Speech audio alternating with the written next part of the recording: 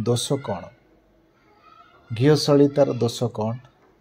दुहें जलती किंतु लोके कहती जलुछि दीप, अंधारे आनिछि आलोक। कलरा नियमर दोष कौन? स्वादरे दुहें पिता किंतु लोके भावती रोगी पथी पाटी को अरुचि, जेणु जिह्वा को पसंद मिठा। माछर दोष कौन? निरीह प्राणी जीवन तार पानी, करेनी अनिष्ट कहार किंतु सभिंक नजर सहज शिकार प्रिय आहार। पानीर दोष कौन? वर्षा आणे पानी, धरारे परिचय नदी पोखरी कूଅ, स्वादरे मिठा पानीय योग्य किंतु सागरे मिसिले लुणी। जन्नर दोष कौन?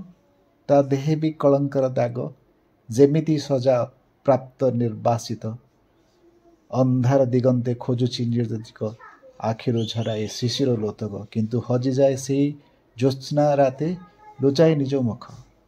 खरार दोष कौन?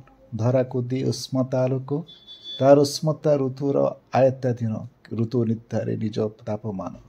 ग्रीष्म असह्य जेमिति अभिशप्त, वर्षा उपरोक्त स्वादर स्वागत किंतु शीत सकाळ सभिक पसंद, खरा भी बुझे निज महत्व।